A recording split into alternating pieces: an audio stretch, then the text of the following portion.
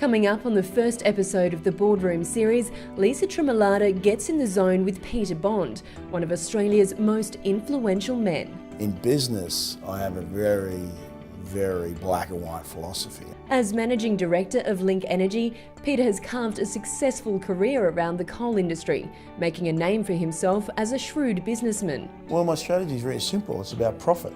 In the first exciting episode of the series, he reveals his top negotiation methods and how he became a millionaire by the age of 26.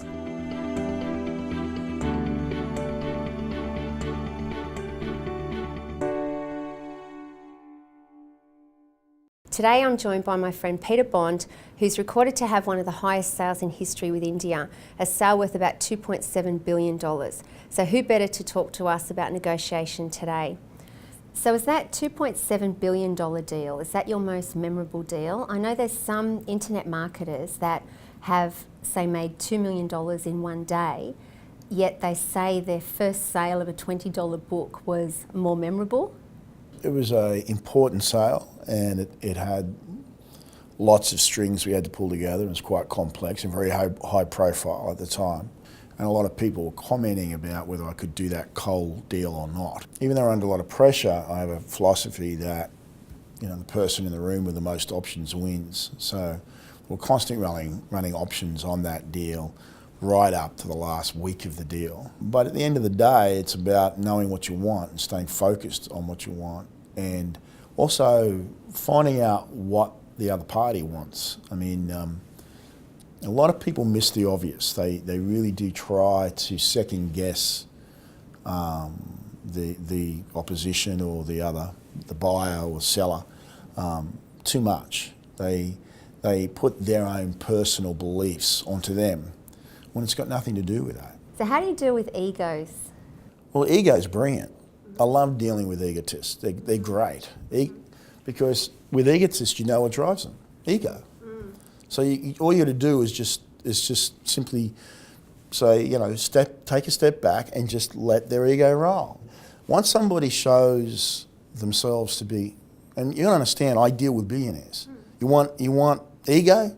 Get in a room with some of the people I deal with, and it can be pretty significant. How do you deal with rebuttals? In business, I have a very black and white philosophy, and that is, I view it as a football field, and I am the captain coach in the middle of the field. I have over 400 employees, which are on the field. I have 15,000 shareholders, which are in the stands cheering for me, and anybody on the other side of that is who I'm meant to beat that day. You're there to walk off that football field at the end of every day, the winner. My 15,000 shareholders, my 400, nearly 500 employees, do not expect me to give away a free kick. They don't expect me to run up and pat him on the head and go, gee whiz, holy gosh. I got beaten on a deal some years ago, and it's rare. And the guy outplayed me. He hit me with a legal order, with a court order on a particular issue. This is years ago. And I laughed. And everyone said, why did you laugh? And I said, because it's exactly what I would have done.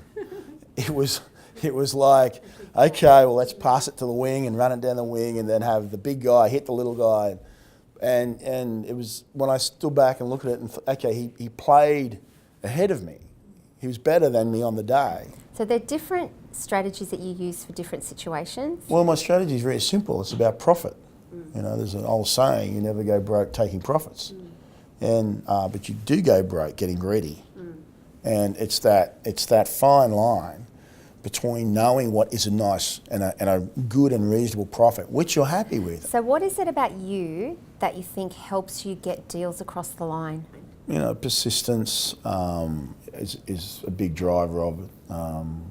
Going the extra mile is a huge part of it. Not settling.